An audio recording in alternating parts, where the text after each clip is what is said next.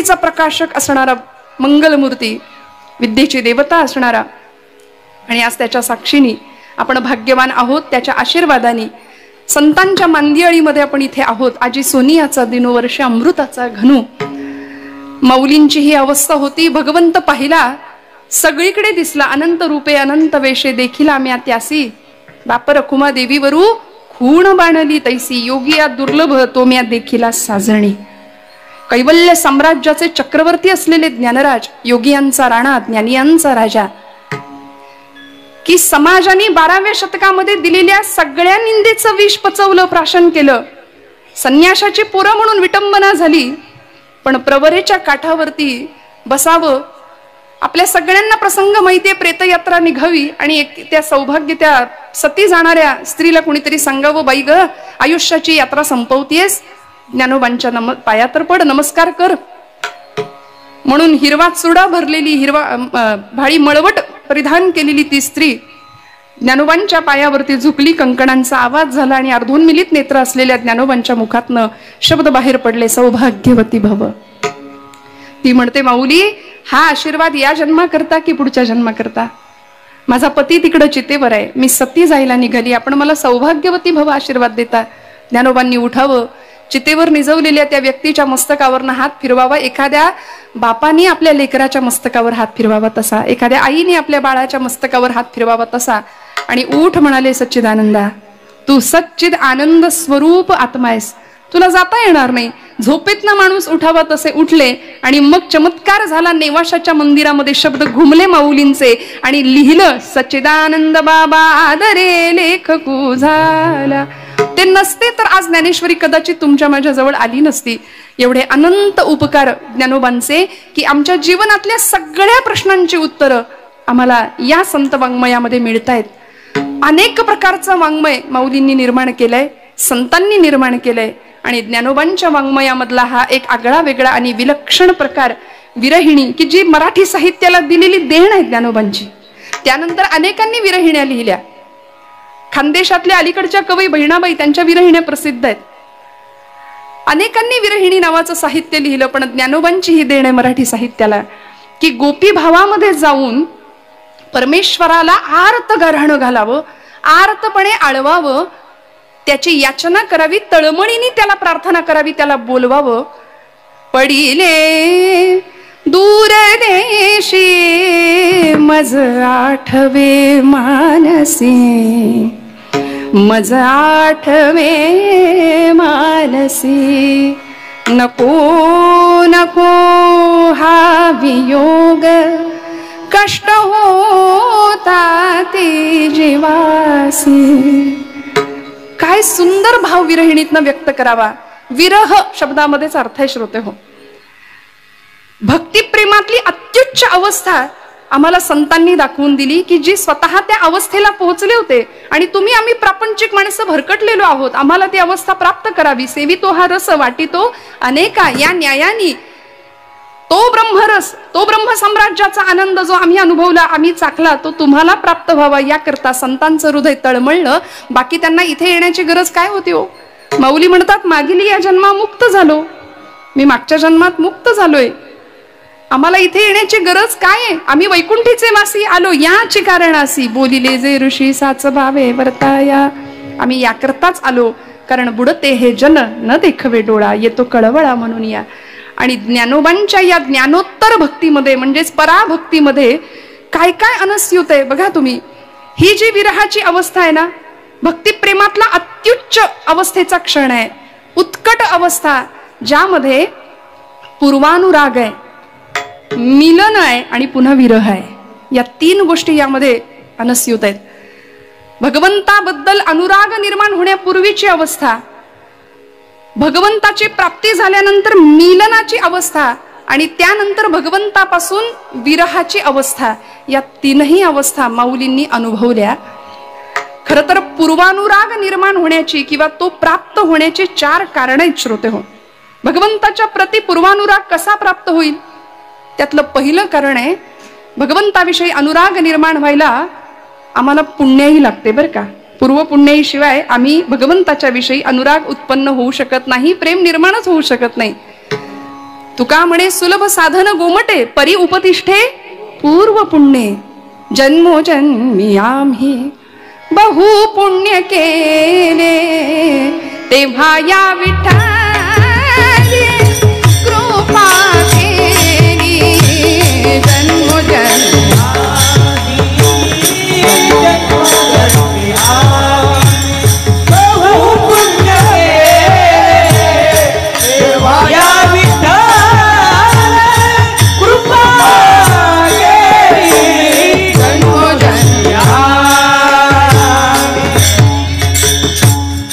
बहुत सुकृतांची जोडी म्हणून विठ्ठली आवडी सहस्र जन्मा बोळगी जे एक वेळ मुखासी यावं. अनंत जन्मोनी पुण्य होय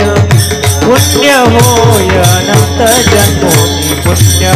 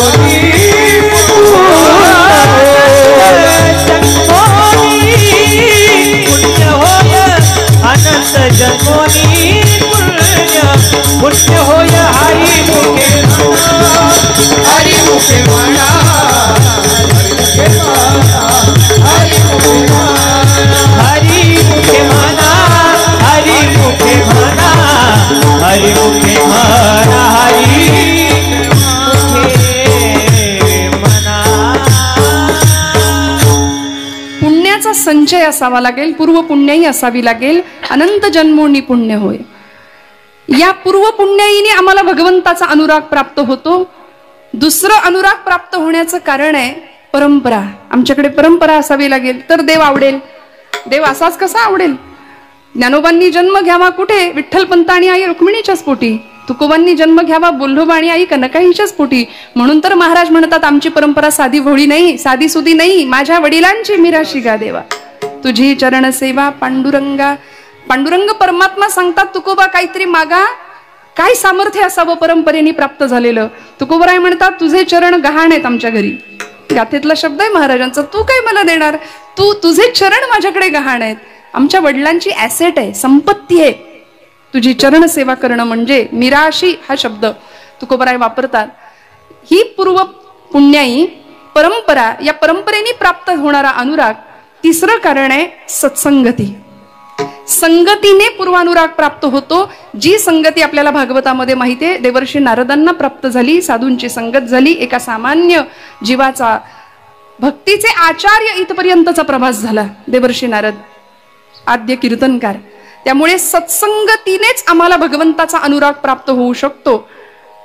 पूर्व पुण्याई, परंपरा, सत्संगती आणि चौथं कारण आहे श्रवण. भगवंताचं श्रवण करावं लागेल.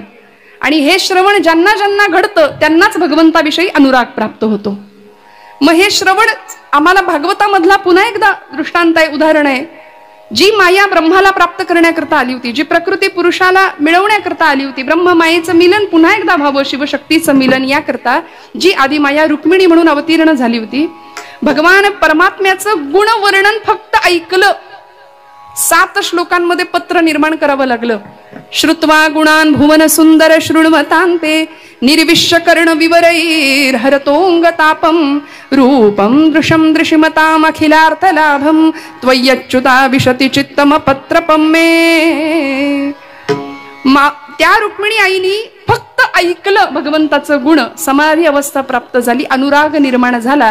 त्यामुळे या 4 कारणांनी भगवंताच्या प्रती अनुराग निर्माण होऊ शकतो. विठ्ठल.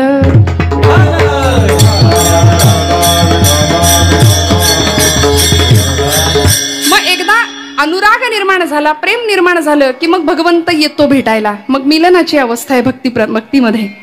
आणि मग ती एकदा भगवंताची भेट झाली की त्यानंतरची उत्कट अवस्था भक्तीतली की जी सर्वोच्च आहे तिला विरह अवस्था म्हटलंय.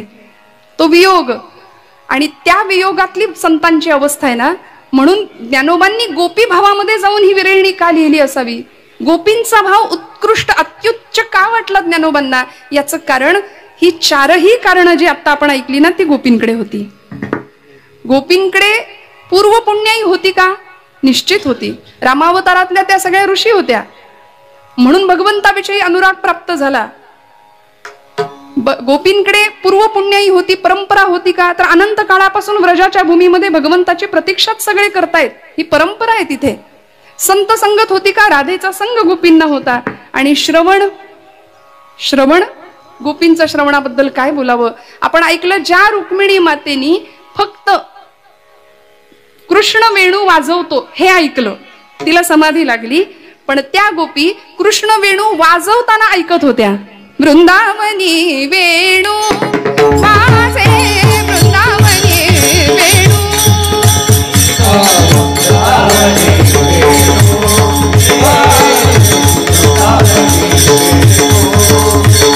वेणू कमळाचा माय वाजे, वेणू कमळाचा माय वाजे, वृंदावनी वेणू.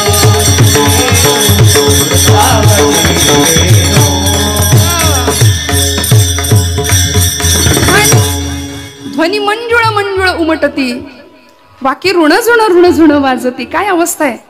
देव विमानी बैसोनी स्तुती गाती, भानुदासा पावली प्रेम भक्ती. पराभक्ती ज्ञानोत्तर भक्तीची अवस्था प्राप्त व्हावी या श्रवणातून ती गोपींना प्राप्त झाली. म्हणून त्या गोपींकडे या सगळ्या अवस्था होत्या. पूर्वानुराग होता, मिलनावस्था होती आणि पुन्हा विरहावस्था सुद्धा होती. म्हणून त्या गोपींना विचारावं की का ही अवस्था अशी तुमची प्राप्त झाली. गोपी उत्तर देतात. गोपी भावामध्ये जाऊन आज ज्ञानोबा आम्हाला उत्तर देतात की माझा परमात्मा ते आत्मचैतन्य, ते आत्मतत्व तुमचा जीव असेल पण माझ्या जीवीचा सुद्धा जीव आहे. म्हणून माझी ही अवस्था आहे. अभंगाचं प्रथम चरण. जीवीची या जीवा, जीवीची या जीवा, प्रेम भावाची रे भावा,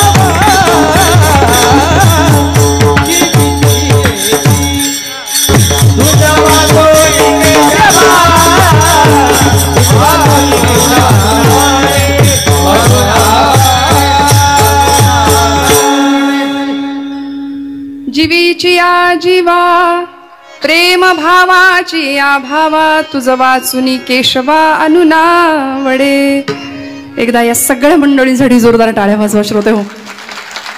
इतकी गोड साथ, जीव तोडून म्हणतात की नाही, जीवापासून गाणं, जीवापासून सेवा करणं. वरवर सेवा अशी नसावी.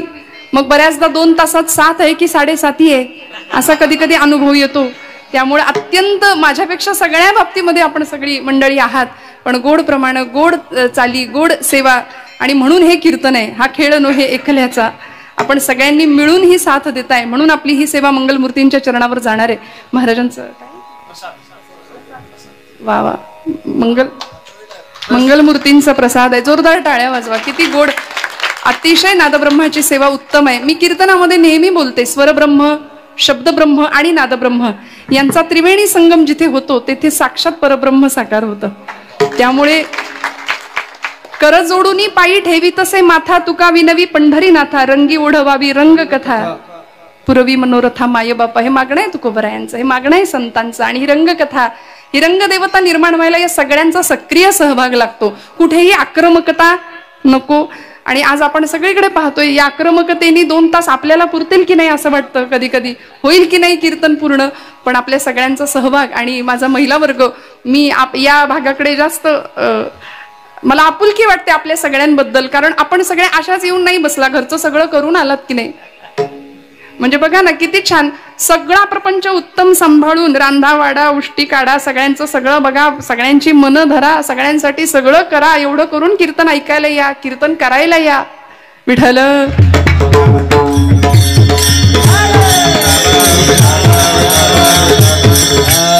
त्यामुळे या वर्गासाठी टाळ्या वाजवा तुम्ही.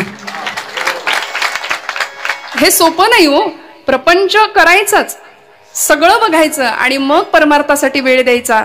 म्हणून तर जनाबाईंनी आम्हाला सोप्पा परमार्थ शिकवला की नाही. त्यांनी साक्षात देवळातला देव स्वयंपाकघरातच नेला. तसं आमचं सामर्थ्य आहे. दळिता कांडिता तुझं गायी ना अनंता, तो जात्यावर बसायला येईल तुमच्या माझ्यासोबत सुद्धा जनाबाईंसारखा.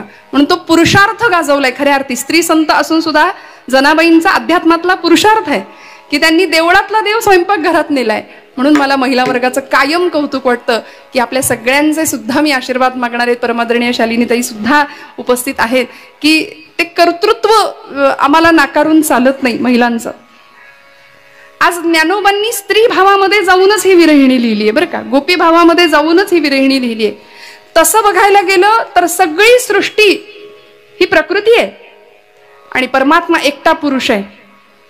बाहुली सांगतात ना, अर्जुना अर्जुना तो गा भक्तू तोची मुक्तू तोची योगू तो वल्लभा मी कांतू ऐसे करिये. सगळं जग स्त्री रूपाने नटलंय. भगवंत म्हणतात मी एकटा पुरुष आहे. त्यामुळे ज्ञानराज माऊलींनी अशी उपासना करावी. विरहिणीच्या रूपाने स्त्री भावामध्ये गेले, गोपी भावामध्ये जाऊन भगवंताची आराधना केली, याचना केली, तळमळीनी विरहावस्था प्रगट केली. आणि याच भावामध्ये अनेक संतांनी देह पुरुषाचा मात्र अंतःकरण स्त्रीचं. कामारी कामारी कामारी होईना कामारी कामारी कामारी होईना कामारी कामारी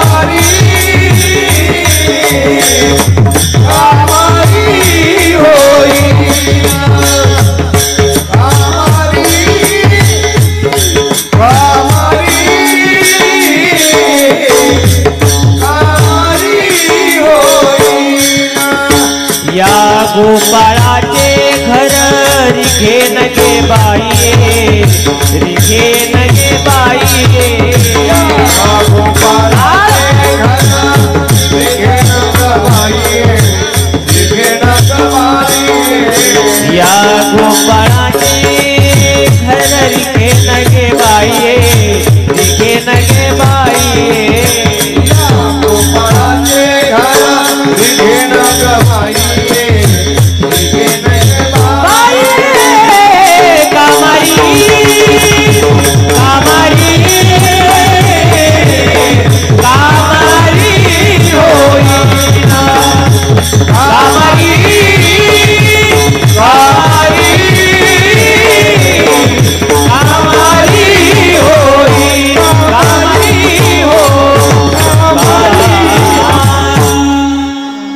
महाराजजी हा एक लाभ आहे की नवीन नवीन प्रमाण आम्हालाही मिळतात आणि आमचा अभ्यास वाढतो. विठ्ठल विठ्ठल.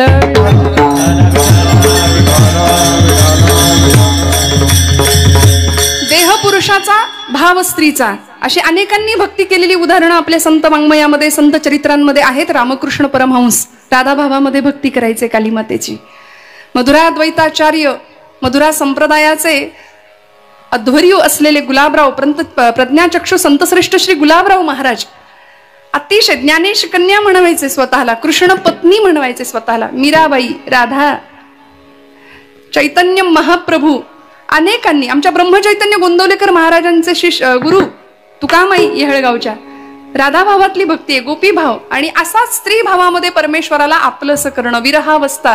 ज्ञानोबांनी जीवीचिया जीवा हा शब्द वापरलाय. मला सांगा, आपण ज्याला जीव म्हणतो, एखादी व्यक्ती देहानी या भूतलावर व्यवहार करतीये, 84 लक्ष योनी मात्रांमधून नरदेह प्राप्त होतो. सकल देहा माझी पहा हो, अति दुर्लभ मनुष्य देहो, याची या प्राप्तीचा संभव तो अभिप्रावो अति दुर्लभ. एकनाथी भागवत नाथबाबा सांगतात, दुर्लभातला दुर्लभ असलेला मनुष्य देह आम्हाला प्राप्त होतो. मग त्या देहाची किंमत कुठपर्यंत आहे? त्या देहामध्ये आपण सहज सांगतो की नाही, जोपर्यंत तो राम आहे तोपर्यंत. माणूस गेला की आम्ही काय म्हणतो? जीव गेला, राम गेला. म्हणून माणसं घाबरतात जिवंतपणी राम म्हणायला. विठ्ठल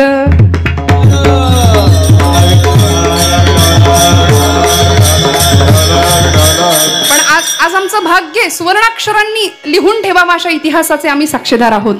अयोध्येमध्ये प्रभू रामचंद्रांची प्राणप्रतिष्ठा झालीये. वसिष्ठांनी सांगितलं होतं रामो विग्रहवान धर्म. राम ही धर्माची मूर्ती आहे. तुकोबराय सांगतात धर्माची तू मूर्ती पाप पुण्य तुझे हाती मज सोडवी दातारा कर्मापासून दुस्तरा. राम हा साक्षात धर्म आहे, मूर्तिमंत धर्म आहे. आणि त्या धर्माला आज सिंहासनावर बसवलंय. आता काळजी करायची गरज नाही. मीरा रोडवर जे झालं ते पुन्हा होणार नाही याची शक्यता शाश्वती आपण बाळगणार आहोतच. ज्याच्या मुखात राम आहे, ज्याच्या मुखात कृष्ण आहे, ज्याच्या मुखात विठ्ठल आहे त्याला काहीच घाबरायची गरज नाही. पण दुर्दैव असं की अध्यात्माला जाणारा माणूस फार घाबरलाय सध्या. कॉन्फिडन्स आमच्याकडेच कमी आहे आणि समाजामध्ये नको ती कामं करणारी माणसं फुल कॉन्फिडन्सनी वावरतायत. नको एवढा आत्मविश्वास आहे त्यांच्याकडे. पण अध्यात्म आणि भारतभूमीचं काळीज आहे अध्यात्म म्हणजे. श्रोते हो, बघा तुम्ही आमच्या सगळ्या कर्मांचा, आमच्या सगळ्या शास्त्रांचा, आमच्या सगळ्या विचारांचा ओघ हा अध्यात्माच्या दिशेनेच जातो. म्हणून सनातन परंपरा आहे आमची, सनातन वैदिक हिंदू धर्म परंपरा. आणि त्या परंपरेचे आम्ही पायीक आहोत. त्या वाटेवरनं प्रवास केला माझ्या ज्ञानोबांनी, माझ्या तुकोबांनी, समर्थांनी, नामदेवांनी. आणि आम्ही त्या वाटेचे पायीक आहोत. याच्यासाठी आपल्या भाग्याचा कुणी हेवा करावा. इतकं भाग्य घेऊन आम्ही जन्माला आलोय हे निश्चित कायम लक्षात ठेवावं माणसांनी, बरं का. जीवीची या जीवा, प्रेम भावाची या भावा. त्या देहाची किंमत तोपर्यंतच आहे जोपर्यंत तो जीव आहे.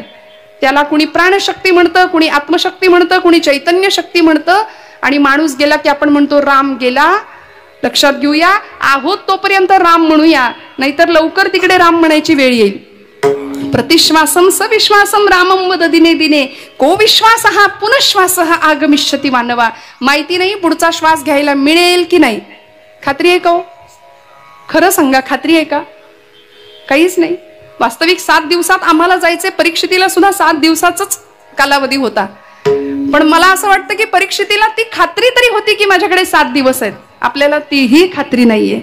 त्यामुळे प्रत्येक क्षण वेचला जावा त्या जीवापासून शिवात्म्याच्या प्राप्तीच्या धडपडीसाठी, त्या आत्म्याच्या परमात्म्याच्या तादात्म्यासाठी. आणि असं जीवशिव ऐक्य प्राप्त व्हावं याकरता तो जीव म्हणजे नेमका कोण आहे. माऊलींना त्याची ओळख पटली.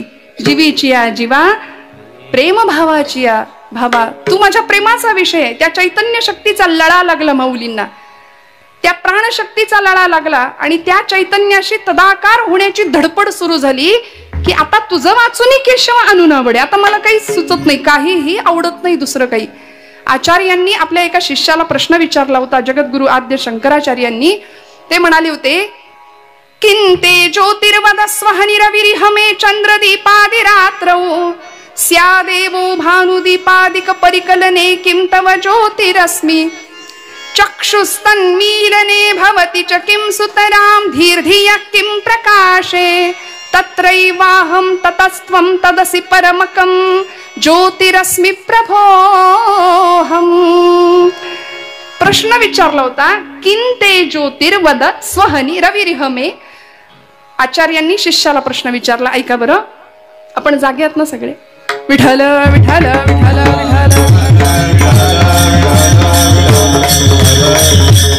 आचार्यांनी शिष्याला प्रश्न विचारला की मला सांग, या जगाचा, या सृष्टीचा प्रकाशक कोण आहे. किंते ज्योतिः, या सृष्टीचा प्रकाशक कोण आहे. शिष्याने उत्तर दिलं, सोपं आहे गुरुदेव. या सृष्टीचा प्रकाश अहनी रविही, दिवसा सूर्य, आणि चंद्रदीपादि रात्रौ, रात्री चंद्रामुळे प्रकाशमान होतात. म्हणजे चंद्र आणि सूर्य या पृथ्वीचा, या सृष्टीचा प्रकाशक आहे. आचार्य पुढचा प्रश्न विचारतात, किंते ज्योतिर्वदस्वहनिरविरिहमे चंद्रदीपादिरात्रो स्यादेवं भानुदीपादिक परिकलने किं तव ज्योतिरस्मि. मग मला सांग, चंद्र आणि सूर्याचा प्रकाशक कोण आहे. चंद्र प्रकाशमान आहे, सूर्य प्रकाशमान आहे, हे तुला कशामुळे कळतं. तो म्हणाला, माझ्या डोळ्यांमुळे. चक्षुस्तन्मीलने, डोळ्यांमुळे चंद्र सूर्याचा प्रकाश मला कळतो. मग चंद्र सूर्याचा प्रकाशक कोण, तर माझा डोळा, माझे डोळे. उत्तर मिळालं. आचार्य प्रश्न विचारतात, डोळ्यांचा प्रकाशक कोण आहे. तुझ्या डोळ्याला अमुक हे आहे, अमुक ते आहे, हे कशामुळे कळतं. त्यांनी उत्तर दिलं, धीही. धी म्हणजे बुद्धी.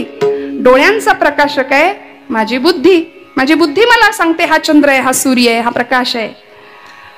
आचार्य पुढचा प्रश्न विचारतात, धीर धिय किम प्रकाशे, बुद्धीचा प्रकाशक कोण आहे? आता हळूहळू गाडी कुठे येते बघा. आचार्यांचा प्रश्न, शिष्याचं उत्तर. बुद्धीचा प्रकाशक कोण आहे हा प्रश्न जेव्हा आचार्य विचारतात शिष्याला, तेव्हा तो शिष्य सांगतो तत्रैवाहम. असं काय विचारता म्हणाले आचार्य, सोपं आहे ना, माझ्या बुद्धीचा प्रकाशक मीच आहे. तत्रैव अहम, मीच माझा प्रकाशक आहे.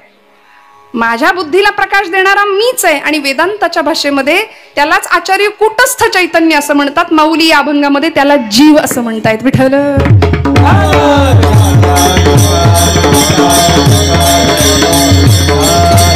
त्यामुळे या जीवाचा, या चैतन्य शक्तीचा मला लळा लागलाय. मी कोण आहे याची मला जाणीव झाली. आणि ती जाणीव माऊली सांगतात, या हृदयामध्ये मी रामू, असता सर्व सुखांचा आरामू, परिभ्रांतासी कामू विषयावरी.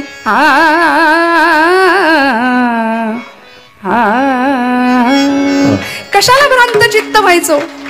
विनाकारण नको त्या विषयांमध्ये आम्ही कशाला गुंतायचं? आम्ही सगळे भ्रांत चित्त आहोत. ज्ञानोबा सांगतात, या हृदयामध्ये मी रामू, विषय तो त्यांचा झाला नारायण, विषय तो त्यांचा नारायण, विषय तो त्यांचा नारायण,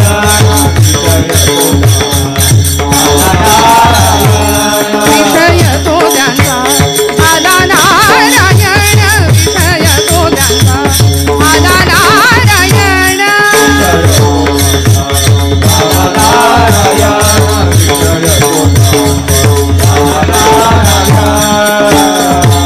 नावडे जनधन माता पिता, नावडे जनधन माता पिता, विषय तो त्यांचा झाला नारायण, विषय तो त्यांचा झाला नारायण. नावडे जनधन माता पिता, नावडे जनधन माता पिता, विषय तो त्यांचा झाला नारायण, विषय तो त्यांचा झाला नारायण. समर्थ रामदास स्वामी सांगतात बरं दासबोधामध्ये, जयासी वाटे सुखची असावे, तेणे रघुनाथ भजनी लागावे. जयासी वाटे दुःख असावे, तेणे खुशाल विषय चिंतित जावे. समर्थ म्हणतात, ज्याला दुःख व्हावं असं वाटतं त्यांनी खुशाल विषयांचं चिंतन करा. पण सुखाची अपेक्षा असेल ना, तर विषय तो त्यांचा झाला नारायण. तुझं वाचुनी केशव अनुनावडे. आता दुसऱ्या कशाचीही आवड नाही, आमचा विषय एकच, नारायण. संतांनी नारायणाला विषय केलं, ऐका, आम्ही विषयाला नारायण केलंय. विठ्ठल.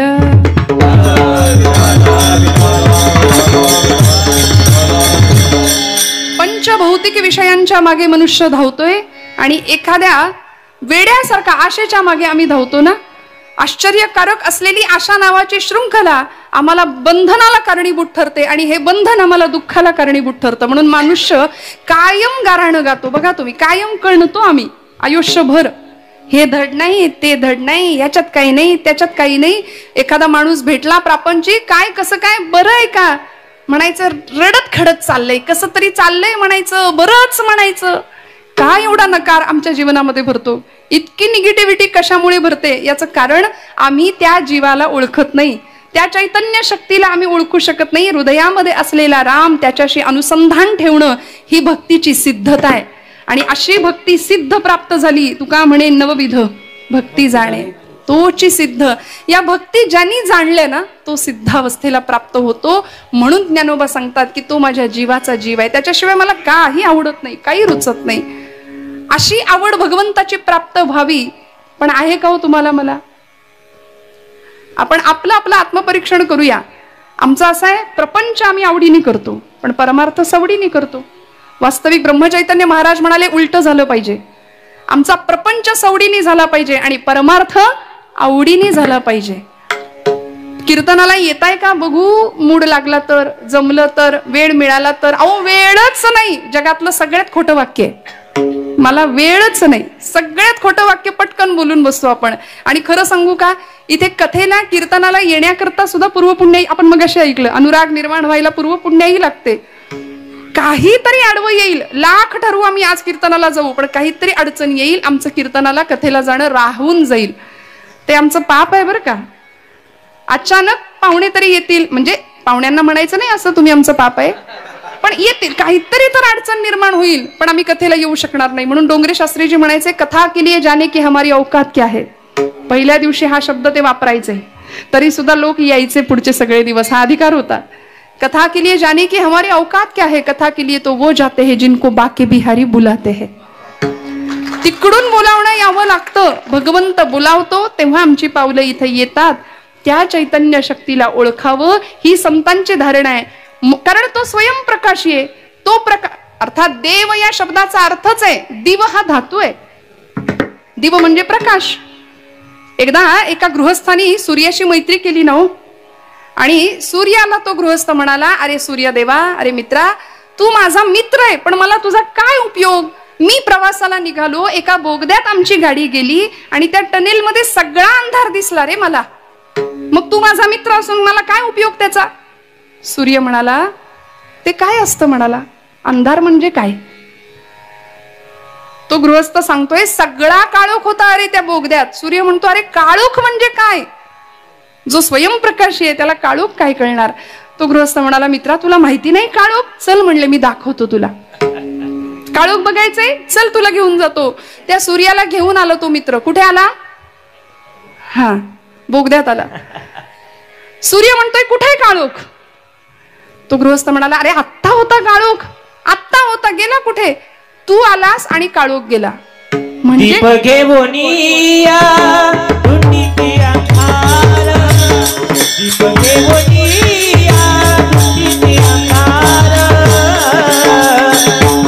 हा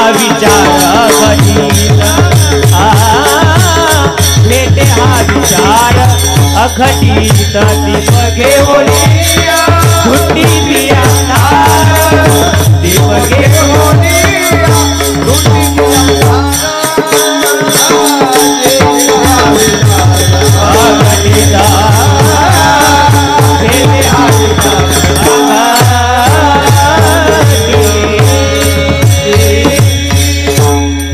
सूर्य म्हणतोय काळोख कुठे आहे. तो म्हणाला, अरे तू येण्याने प्रकाश आला त्यामुळे काळोख गेला. सूर्य म्हणतो, प्रकाश म्हणजे काय. जो स्वतः तेजपुंज आहे त्याला प्रकाश आणि काळोख याच्याशी काय फरक आहे हो. सोहिरा म्हणे ज्ञान ज्योती तेथे कैची दिवस राती तया विणे नेत्रपाती तया विणे नेत्रपाती हालवो नको रे हरि भजना वीण काळ घालवू नको रे हरि भजना वीण काळ हरि भजना वीण काळ घालवू नको रे हरि भजना वीण काळ घालवू नको रे. दोरीच्या सापा भिवूनी भमा दोरीच्या सापा भिवूनी भमा भेटी नाही जीवा शिवा भेटी नाही जीवा शिवा अंतरीचा ज्ञान दिवा मालवू नको रे हरि भजना वीण काळ घालवू नको रे हरि भजना वीण काळ हरि भजना वीण काळ घालवू नको रे हरि भजना वीण काळ घालवू नको रे. सोहिरा म्हणे ज्ञान ज्योती तेथे कैचे दिवस राहती एकदा को तो स्वयंप्रकाश ती आत्मज्योत जागृत झाली की मग कशाचीही गरज नाही. म्हणून तुझं वाचुनी केशवा अनु नावडे. आता काही नाही आवडत. पण असं आहे, गणपती उत्सव आला नवरात्र उत्सव आला की देवाच्या आवडी करता किती असतं आणि आपल्या आवडी करता किती असतं याचा विचार प्रत्येकाने करावा हो. आम्ही आमच्याच आवडी करता सगळं करतो. कार्यकर्त्यांना आरती ही बहुतांशी धडपाठ नसते. अशी दुर्दयनीय अवस्था आहे. गणपती समोर जाताना डोक्यावर शिरस्त्राण असावं हे सांगावं लागतं. व्यवस्थित भारतीय पोशाख परिधान करा हे सांगावं लागतं. बरमुड्यावर आरती चालेल म्हणतात पोरं आमची. काही बिघडत नाही. कपाळाला कुंकू नसलं काही बिघडत नाही. केस बांधलेले नसले काही बिघडत नाही. कुठेच धर्मशिक्षण घरात दिलं जात नाही. धर्मशास्त्राचं आचरण केलं जात नाही. परिणामी येणाऱ्या संकटांना आम्हाला सामोरं जावं लागतंय आणि आजूबाजूला सगळा अंधकार निर्माण करायला आम्ही कारणीभूत ठरू बर का. येथ वडील जे जे करीती तया नाम धर्म ठेवीती. त्यामुळे ज्ञानोबांनी जी वाट घालून दिली, तुकोबांनी जी वाट घालून दिली, त्या वाटेवरनं चालणं आमचं मनुष्य म्हणून जर सार्थक करायचं असेल तर ते कर्तव्य आहे. आम्हाला आवड भक्ती प्रेमाची असली पाहिजे. ज्ञानोत्तर भक्ती, पराभक्ती या सगळ्या माध्यमातून ज्ञानोबांनी परमेश्वराला आपलंसं केलंय. आणि मग इतकी व्याकुळता आली, इतका जीव कासावीस झाला की ज्ञानोबा अभंगाच्या दुसऱ्या चरणात म्हणतात,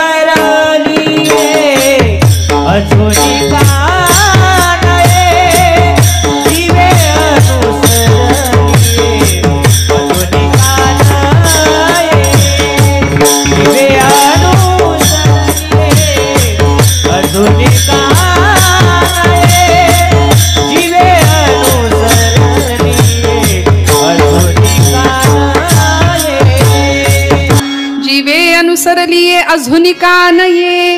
मी एवढ्या अर्थतेने माझ्या भगवंतांच्या विरहामध्ये व्याकुळ झालोय. विरहिणी आहे ना, काय व्यक्त करते विरहिणी. मी एवढी व्याकुळ झालीये, अर्थतेने भगवंताला बोलावते. अजूनका नये जीवे अनुसरलिये, वेगी आणावा तो सये प्राणू माझा. आपल्या सख्यांना ती विरहिणी सांगतेय की बाई ग, लवकर त्याला घेऊन या म्हणाले. मला आता चैन नाही पडत. कासावीस होऊन गेला. विरह अवस्था भक्तीतली उत्कट अवस्था. आपण कधी अशा विरह अवस्थेत गेलोय का हो? खरं सांगा बघा बरं, आठवून बघा. आम्ही आमच्या आप्तेष्टांचा विरह फार व्यक्त करतो. प्रपंचासाठी आम्ही फार रडतो. आमच्याच मुलासाठी, आमच्याच मुलाबाळांसाठी, लेकरा बाळांसाठी, नातेवाईकांसाठी. आम्ही म्हणतो नातेवाईक हे नात्यातले असतात. नात्यातली माणसं नात्यातली. नाती गोती, जी गोत्यात आणतात तीच नाती बहुतेक. म्हणून तर असा प्रचार रूढ झालाय की काय. त्यांच्यासाठी आम्ही आसवं गाळू, त्यांच्यासाठी आम्ही अडकून बसू आणि विरह व्यक्त करू. पण भगवंतासाठी कुणी विरह केलाय का हो? माऊलींनी केला. वेगी आणावा तो सई. आता चैन नाही पडत. भगवंताला बघितल्याशिवाय या जीवाला शांतता मिळणार नाही. असा विरह सर्वोच्च भक्तीच्या अधिकारी असलेल्या गोकुळातल्या गोपींनी व्यक्त केला होता. म्हणून नारद भक्ती सूत्रात त्या प्रेमाची व्याख्या करताना सांगतात, यथा व्रज गोपिकानाम. त्या गोपींच्या प्रमाणे आमची भक्ती असावी. अनिर्वचनीयम प्रेम स्वरूपा, अमृत स्वरूपाच्या कितीतरी व्याख्या केल्या प्रेमाच्या भक्तिशास्त्राच्या. की हे प्रेम कसं आहे? गुणरहितम कामनारहितम प्रतिक्षाण वर्धमानम अविच्छिन्नम सूक्ष्मतरम अनुभव रूपम. अनेक प्रकारच्या व्याख्या देवर्षी करतात. बरं, ही सिद्धता प्राप्त झाल्यानंतर भक्ताची अवस्था काय होते? यल्लब्ध्वा पुमान सिद्धो भवति, तृप्तो भवति, अमृतो भवति. यत् प्राप्य न किंचित वांछति, न शोचति, न द्वेष्टी, नोत्साही भवति. काहीही कशाचीही गरज नाही लागत आम्हाला. भगवंतांनी भगवद्गीतेमध्ये मराठी भाषेला दिलेला शब्द स्थितप्रज्ञ, स्थिर बुद्धी, समत्व आम्ही ठेवू शकतो चित्ताचं.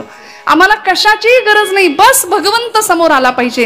निर्गुणाचं अधिष्ठान, निर्गुणाची उपासना करणाऱ्या ज्ञानोबाराय आज भगवंताचा सगुण विग्रह पाहायला विरहिणी रूपामध्ये व्याकुळ झाल्यात, कासावीस झाल्यात. आणि त्याकरता गोपी भावामध्ये जातात. का हो? गोपींचं प्रेम श्रेष्ठ आहे. आपण सगळे जाणता. ज्या गोपी भगवंतांच्या विरहामध्ये आतुर असायच्या, त्या मिलनासाठी कासावीस झालेल्या असायच्या, त्यावेळी भगवंतांची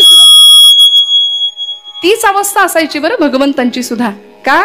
कारण गोकुळ सोडून भगवंत ज्यावेळी मथुरेला येतात तेव्हा त्या मथुरेच्या गवाक्षातून भगवंत पाहतात, यमुनेच्या पलीकडे कोणी दिसतंय का? गोकुळातली एखादी गाय, एखादा हंबरणारं वासरू, एखादी गाय, एखादी गवळण मला दिसेल का म्हणून भगवंत वाट पाहतायत. आणि भगवंतांचा भाऊ, प्रिय प्राणप्रिय असलेला सखा, रूप आणि गुण अगदी त्यांच्यासारखेच असलेला उद्धव, भगवंतांचा सखा, उद्धवजींनी या भगवंतांच्या जवळ जावं आणि भगवंतांना पाहावं. ज्ञानी भक्त होते हो, ज्ञानी भक्त होते. विचारावं, भगवंता का रडताय आपण? डोळ्यात पाणी? अरे तू परब्रह्म साक्षात आणि तू रडतोस? भगवंतांनी अचानक आवेशाने येऊन सांगावं, पिंद्या पिंद्या, अरे चल चल घरी चल. म्हणाले, माझी आई तुला ओरडेल, तुझी आई मला ओरडेल, चल चल चल घरी. आणि अचानक हंबरडा फोडावा, अचानक रडावं. उद्धवजींना आश्चर्य वाटावं, बघावं की देवा परब्रह्म तू साक्षात, तूच तुझी ओळख दिलीये. जाणे अजमी अजर, अक्षमी अक्षर, अपूर्व मी अपार स्वानंद मी. असा आहेस ना तू अजय आहेस, अजर आहे, अक्षर आहे. माऊलींनी सांगितलं हा भगवंताचं हे तुझं रूप आहे, ही आयडेंटिटी आहे तुझी. आणि अशा अवस्थेत तू रडतोस, शोभत नाही तुला रडणं. भगवंत म्हणतात हीच वेळ आहे आता. ज्ञानी भक्ताला ज्ञानोत्तर भक्ती सांगणं, पराभक्तीची शिकवण देण्याची हीच वेळ आहे म्हणून पाठवलं. जा म्हणाले आणि सांग गोपींना, सांग तुझ्या मनात जे जे ज्ञान आहे, सांग त्यांना की अरे वेड्यासारखा का रडताय, समजून घ्या, ज्ञान करून घ्या. ते परब्रह्म आहे, तो कृष्ण तुमचा कुणी नाही, तुम्ही त्याला आपलं म्हणू नका. ते साक्षात परब्रह्म आहे, निर्गुण निराकार. जाशील, स्वतःचा पोशाख परिधान करायला दिला. उद्धवजी गेले, गोकुळामध्ये प्रवेश केला आणि आल्या आल्या गोकुळच्या त्या व्रजाच्या भूमीचा कण कण कृष्ण कृष्ण जय कृष्ण कृष्ण जय कृष्ण कृष्ण जय कृष्ण कृष्ण जय कृष्ण कृष्ण जय कृष्ण कृष्ण जय कृष्ण कृष्ण जय कृष्ण कृष्ण जय कृष्ण कृष्ण हा कृष्ण कृष्ण जय कृष्ण कृष्ण जय कृष्ण कृष्ण जय कृष्ण बोला कृष्ण जय कृष्ण कृष्ण जय कृष्ण कृष्ण जय कृष्ण कृष्ण जय. ज्या भूमीचा कण कण कृष्ण स्वरूपामध्ये रममाण होते सगळेजण, भूमीतल्या कणाकणातून कृष्ण कृष्ण कृष्ण कृष्ण ध्वनी यावा. उद्धवजी समोरे जातायत. नंदबाबांना बघावं, जरा जर्जर कृश झालेली काया. यशोदा मातेला बघावं, वेड्या पिशव्यासारखी धावत फिरतीये, यमुनेकडे जातीये. माझा कृष्ण आलाय का, माझ्या कृष्णाला पाहिलं का, एखाद्या वेलीला कवटाळून घ्यावं, माझ्या कृष्णाला पाहिलं का. नंदबाबांची कृश झालेली काया पाहावं. उद्धवजींनी काय बोलावं, कशासाठी आलोय काही क्षण विसरूनच गेले. हो, मी ज्ञान शिकवायला आलो या लोकांना. पण जवळ गेले आणि सांगितलं की अरे नंद बाबा, यशोदा माता, कशासाठी तुम्ही माझं माझं करताय त्याला, तो तुमचा कोणीही नाहीये. लक्षात घ्या, तुम्ही ज्याला तुमचा पुत्र समजताय तो तुमचा पुत्र नाही, ते साक्षात परब्रह्म आहे. तुम्ही त्याला तुमचा पुत्र समजताय, तो तुमचा पुत्र नाही, तो तुमचा सखा नाही, तो कोणीच नाहीये. तो निर्गुण निराकार परब्रह्म आहे, अजर आहे, अव्यय आहे, अक्षय असलेला परमात्म तत्व आहे ते. नंद बाबा म्हणाले, उद्धवजी आम्ही तुम्हाला शहाणं समजत होतो नाही का, ज्ञानी आहात असं आम्ही समजलो, पण आमचा समज चुकीचा निघाला. कारण तुम्ही काय म्हणालात, ते परब्रह्म आहे. बर, मग आम्हाला सांगा, परब्रह्म कधी चुकतं का. यशोदा माता विचारते, देव कधी चुकतो का हो. ते म्हणाले, नाही, देव कधीच चुकू शकत नाही, परब्रह्म कधीच चुकू शकत नाही. हो ना, मग 1000 वेळा त्यांनी आम्हाला आई बाबा म्हणून हाका मारल्यात. देव म्हणावा असा एकही गुण आम्हाला त्याच्यात दिसला नाही. तो उत्तम खोटं बोलायचा, तो उत्तम चोऱ्या करायचा, एवढं सगळं तो करत होता. आणि तो तुम्ही खुशाल म्हणतात तो आमचा कुणी नाही, तिथे काहीच चाललं नाही. म्हणून गोपींकडे गेले आणि गोपींचा तर भाव साग मदनी सानी दमग गमध गमग सा.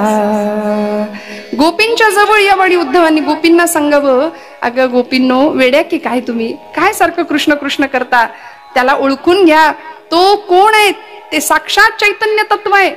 नका असं करू, नका रडू विनाकारण त्याच्यासाठी. गोपी म्हणाले, त्यांनी काय होईल. ते म्हणतात, तुम्हाला स्वर्ग सुखाची प्राप्ती होईल, परमानंदाची प्राप्ती होईल. हो ना, मग असं स्वर्ग सुख आम्ही नाकारतो म्हणाल्या. ही अवस्था आहे. म्हणून यथाब्रज गोपिका नाम. काय विरह भाव आहे, काय विरहिणीची अवस्था आहे. गोपी सांगतात, श्याम तन श्याम मन श्याम ही हमारो धन. दिन दिन धक धक तू ना कत्तिन धक धक दीना, दिन दिन धक धक तू ना कत्तिन धक. श्याम तन श्याम मन श्याम ही हमारो मन, श्याम तन श्याम मन श्याम ही हमारो धन.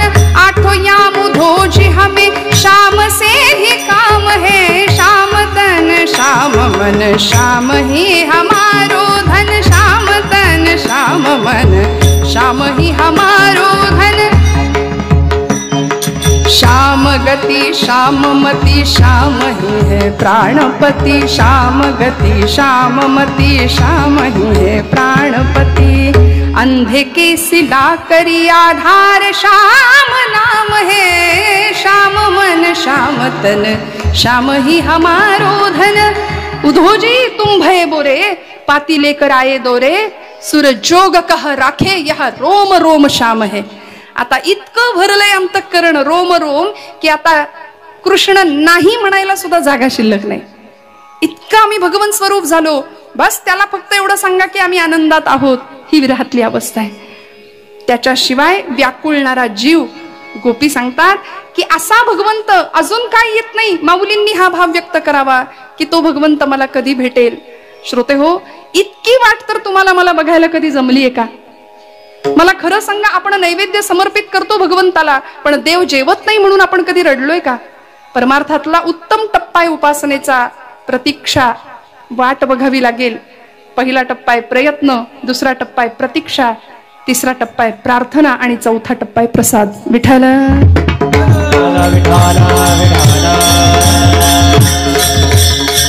आणि ती वाट बघण्याकरता अर्थ त्यांनी त्याला अळवायला लागेल आणि त्याकरता त्याला जे आवडतं ते त्याला द्यावं लागेल. त्याला त्याचं नाम आवडतं. श्रोते हो, विठोबा रखुमाई टाळी वाजवा.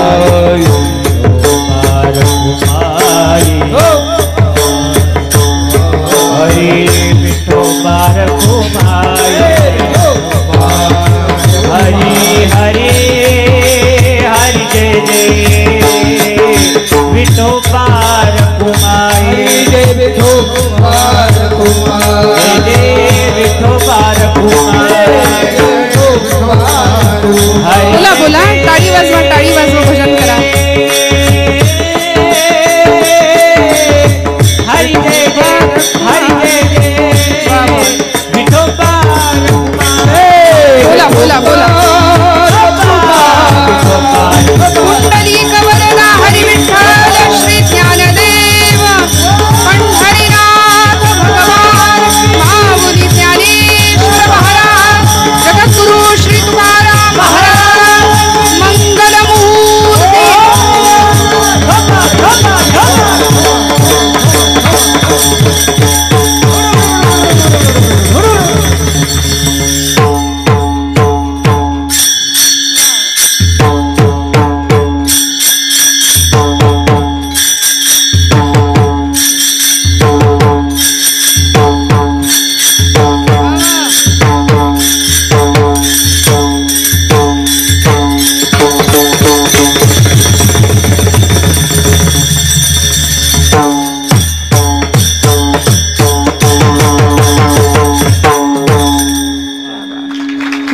जोरदार टाळ्या वाजवा. हा आनंद फक्त कीर्तनात प्राप्त होऊ शकतो बरं का श्रोते हो. बाकी आनंद मिळवण्याच्या जागा आमच्या दृष्टीने अनेक असल्या तरी परमानंद मोक्ष सुख ते फक्त या धर्म मंडपात प्राप्त होऊ शकतं. म्हणून तर संतांनी आवर्जून वेळोवेळी सांगितलं, ब्रह्मीभूत काया होतसे कीर्तनी भाग्य तरी ऋणी. एखाद्या समाधी सुखाचा अनुभव घेणाऱ्या भक्ताला विचारावं कसं आहे समाधीचं सुख. ते म्हणतात समाधीचे सुख सांडा ओवाळुनी ऐसा या कीर्तनी ब्रह्मरस. आणि या ब्रह्मरसाचं पान करायला तुम्हाला आम्हाला या काळात मिळतंय, याच्यासारखं भाग्य नाही श्रोते हो. आज माऊलींच्या या विरहिणीसाठी माऊलींनी विरहभाव व्यक्त केला भगवंताच्या प्रतीचा. जीवीची या जीवा प्रेम भावाची या भावा तुझ वाचुनी केशवा अनुनावडे. जीवे अनुसरलिये अजूनी का नये वेगी आणावा तो सये प्राणू माझा. इतकी आर्तता भक्तीतली, इतकी उत्कटता. मी मगाशी ज्यांचं नाव घेतलं असे प्रज्ञाचक्षु संत श्रेष्ठ श्री गुलाबराव महाराज यांनी असं भाकीत वर्तवलं वारकरी संप्रदायाविषयी. ते म्हणाले वारकरी संप्रदाय हा विश्वपंथ होणार आहे भविष्यात. एवढं महान भाकीत वक्तव्य त्या एका महात्म्याने की ज्यांनी ज्ञानोत्तर भक्तीचा डिंडिम भूतलावर पिटावा याकरताच अवतार होता. म्हणून आज कारंजा मंडपामध्ये आळंदीला गुलाबराव महाराजांचं फोटो आहे, चित्र आहे, ध्यान आहे त्यांचं. स्वतःला ज्ञानेश कन्या म्हणून घ्यायचंय. स्त्री भावामध्ये जाऊन कात्यायनी व्रताची पूजा करायचे कृष्णाला पती स्वरूपामध्ये मिळवण्याकरता.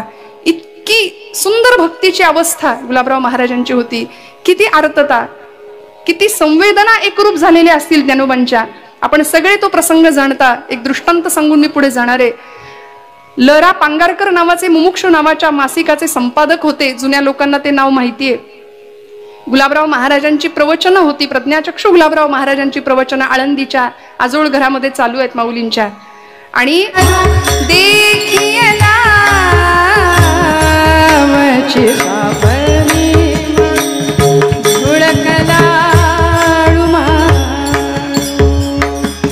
ज्याची वाट बघावी, ज्याच्या दर्शनासाठी उत्कट व्हावं, कासावीस व्हावं, तो अचानक समोर येतो आणि ज्ञानोबा म्हणतात, पंढरपुरीचा निळा लावण्याचा पुतळा, विठो देखी येला डोळा. असा सुंदर राजस सुकुमार, तुकोबांच्या भाषेत मदनाचा पुतळा, रवी शशिकळा देखील या पाहिलं हो संतांनी. त्यांच्याकरता तो आला, त्यांच्याकरता कासावीस झाला. आपल्याला भागवतामध्येच आलेल्या एका गोष्टीचा उल्लेख आपल्या सगळ्यांना माहितीये. भगवंताला बरं नाही वाटलं तर ज्या गोपींनी स्वर्ग नरकाचा विचार न करता त्या भगवंतांना सर्वांगाला लावायला पायधूळ द्यावी, ते गोपींचं प्रेम आहे भगवंताच्या वरत. म्हणून यथाब्रज गोपिका नाम देवर्षी म्हणतात ना, एखाद्या दिवशी भगवंतांचं शरीर तापाने फणफणून निघावं, द्वारकेतला गृहस्थाश्रम चालू आहे भगवंतांचा, गोपींची आठवण आली म्हणून मन नाराज होतं, चिंतित होतं. रुक्मिणी आई साहेबांनी विचारावं, देवा काय झालंय तुम्हाला, बरेच दिवस पाहतीये, कसली तरी चिंता मनाला खाती, एवढं ऐश्वर आहे द्वारकेचं, एवढं वैभव पायाशी लोळण घेतंय आणि तुम्ही का बरं असे चिंतित आहात. भगवंत म्हणाले, रुक्मिणी तुला सांगितलं तर आवडणार नाही, रुचणार नाही, पचणारही नाही कदाचित, पण सांगितलं सांगतो. म्हणाले, ऐक, मला गोकुळची आठवण येते, माझ्या गोपींची आठवण येते, माझ्या आईची आठवण येते मला. आणि असं बोलल्या क्षणी रुक्मिणी सांगते, अहो इथं एकापेक्षा एक सुंदर पतिव्रता स्त्री असताना तुम्हाला त्या गवळणींची, त्या अडाणी गोपींची आठवण व्हावी. गोपींना अडाणी म्हटलेलं आवडलं नाही, ताप चढला हो भगवंतांना, त्रास झाला, व्यथा झाली हृदयाला. आणि मग या तापासाठी औषध, अनेकांनी अनेक प्रकारचं औषध केलं, कुठेच औषध मिळेना. शेवटी देवर्षींना यावं लागलं, आमच्या या गादीचे मालक. देवर्षी म्हणाले, देवा तुम्ही सांगा पत्ता, मी जाऊन आत्ता पायधूळ घेऊन येतो. म्हणाले, काय औषध आहे. भगवंत म्हणतात, ज्या व्यक्तीचं माझ्यावर खरं प्रेम आहे, खरं भक्ती प्रेम आहे, त्या व्यक्तीच्या पायाची धूळ मला माझ्या अंगाला लावली की माझा रोग बरा होणार आहे. देवर्षींनी सगळं त्रैलोक्य पालथं घातलं, कुणीच पायधूळ द्यायला तयार नाही. जो तो म्हणतो परब्रह्म, ते साक्षात परब्रह्माला आपल्या पायाची पायधूळ लावायची म्हणजे नरकात जाण्यासारखं आहे. भगवंत म्हणतात, गोकुळात जा नारदा. नारद गोकुळात येतात आणि गोपींची ती रास क्रीडा पाहतात. अलीकडे गोपी कृष्ण हा जर भाव मांडायला गेलो ना तर स्वतःला सोफिस्टिकेटेड आणि पुढारलेली समजणारे पण विचारांनी मागास असणाऱ्या खऱ्या मंडळींना फार संभ्रांत आणि फार प्रश्न पडतात. मग कृष्णांनी त्या गोपींची वस्त्रच काय चोरली, त्या राधे सैल कसा ग बाई केला तुझा सैल आंबाडा, जणू काही दुसरा उद्योगच नव्हता की काय त्याला, याच गवळणी आम्ही किती दिवस आळवत राहणार. पण खऱ्या अर्थी कृष्ण चरित्र, गोपी भाव आणि माऊलींची विरहाची अवस्था ज्या भक्ताला कळली त्यालाच खऱ्या अर्थी पराभक्तीतला आनंद मिळाल्याशिवाय राहणार नाही. नारदांनी गोपींना पायधूळ मागावी, गोपींनी कच कच कच कच त्या धुळीमध्ये आपले पाय नाचवावेत आणि पाट्या पाट्या भरून नारदांच्या समोर ठेवाव्यात. नारद म्हणाले, अरे एवढी पायधूळ. हो म्हणाले, कृष्णाला बरं नाही ना, आमच्या कृष्णाला बरं नाही ना. एवढं कळालं, सगळ्यांनी उत्तर दिलं होतं आम्ही नरकात जाऊ. गोपी म्हणतात, नारदा या पाठीमध्ये जितके धुळीचे कण आहेत तितके दिवस, तितकी वर्ष, तितकी युग, तितकी जन्म आम्ही नरकात कुजून संपलो तरी चालेल, पण आमचा कृष्ण बरा झाला पाहिजे, आमचा कृष्ण बरा झाला पाहिजे. ही भक्तीतली उत्कटता की स्वतःच्या वाट्याला नरक यातना आल्या तरी चालतील, पण आमच्या भगवंतासाठी आम्ही व्याकुळ होणार, आम्ही त्याच्यासाठी कासावीस होणार. हा गोपींचा सर्वश्रेष्ठ भाव आज ज्ञानोबा या विरणीतून व्यक्त करतात. आणि गोपी भावात गेलेले ज्ञानोबा शेवटच्या चरणामध्ये भगवंत भेटल्याचा आनंद व्यक्त करतात. सौभाग्य सुंदर लावण्य सागर, सौभाग्य सुंदर लावण्य सागर, बापर कोमादेवी वरो श्री विठ्ठल, बापर उमादेवी वरो श्री विठ्ठल, श्री विठ्ठल जीवे अनुसरले अजुनी काय, जीवे अनुसरले अजुनी काय.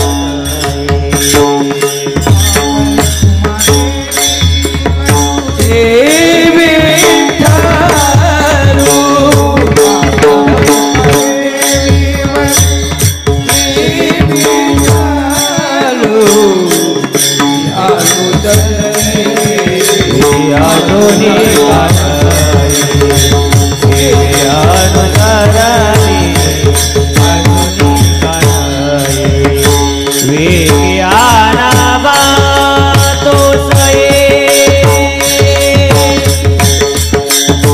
प्राणू माझा वेगे आणावा तो दये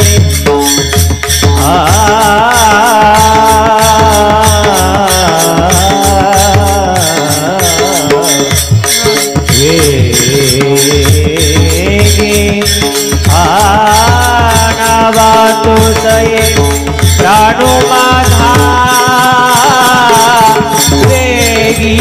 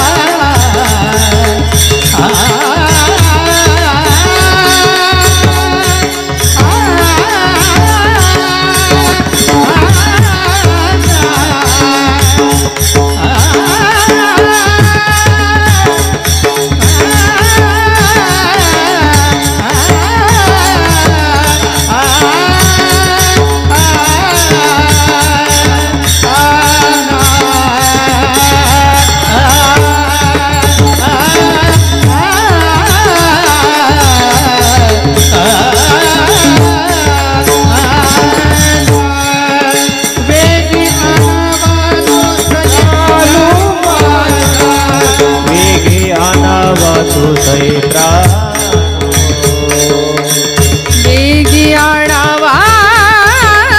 तो सये प्राणो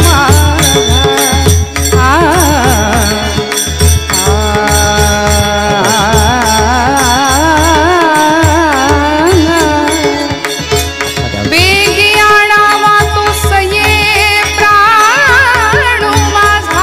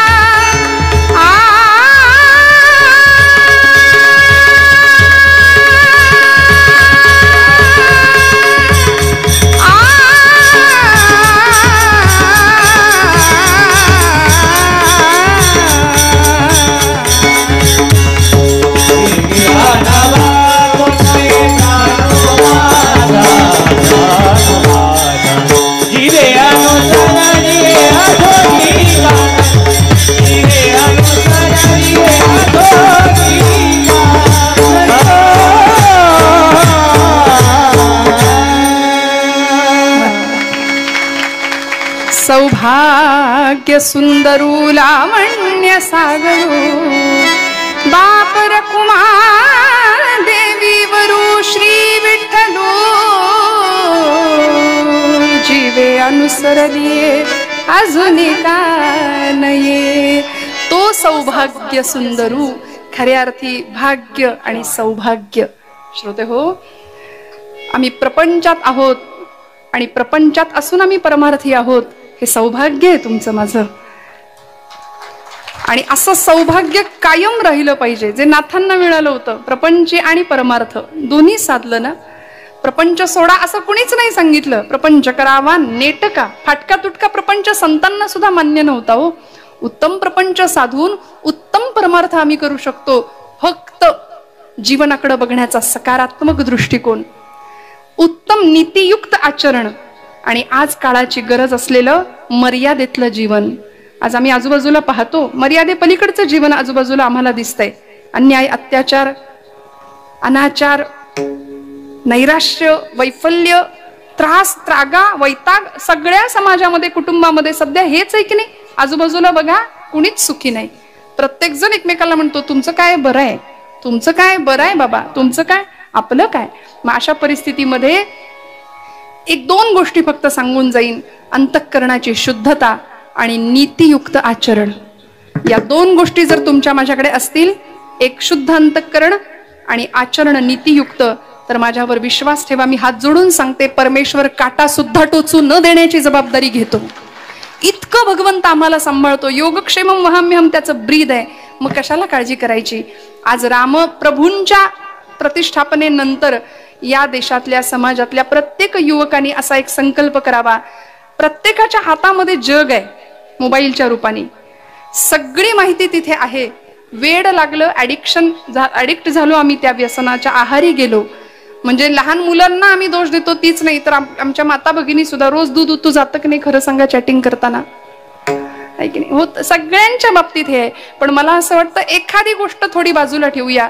माझ्या तरुण भावंडांना मी सांगू इच्छिते की हे सगळं बाजूला ठेवून, हा बंद करून टाकत, सगळं बाजूला ठेवून थोडंसं रामचरित्राचं आता गायन वाचन करायला सुरुवात करूया. कारण या देशाने चारित्र्याची पूजा केली आहे श्रोते हो. रावणासारखा भक्त नव्हता, पण त्यांनी चारित्र्याची पूजा नाही केली, चरित्र नाही सांभाळलं. या परंपरेने त्याला राक्षस ठरवून रिकामी झाली. पण राम मर्यादा पुरुषोत्तम, नीतीचं आचरण, आदर्शांचं पालन करणारा असं एक आदर्श भगवंतांचं रूप तुमच्या माझ्या समोर असावं. बस मंगलमूर्तींच्या अधिष्ठानासमोर ही सेवा आपल्या सगळ्यांच्या आशीर्वादाने मंगलमूर्तींच्या चरणावर सुपूर्त करते. बोलत असताना काही वेडवाकडं गेलं असेल तर मोठ्या अंतःकरणाने क्षमा करा. परम आदरणीय उद्धवजी महाराज मंडलिक, खरं तर त्यांच्या महाराजांच्या समोर आम्ही काय कीर्तन करणार, पण तरी सुद्धा वेडे वाकुडे गायीन परी तुझाच म्हणविन. महाराजांचा अधिकार मोठा आहे, आपण सगळे जाणता. त्यांच्या आशीर्वादाची फक्त मी याचना करणार आहे. भरभरून आशीर्वाद या लेकीच्या पाठीवर त्यांनी द्यावेत एवढी याचना करते.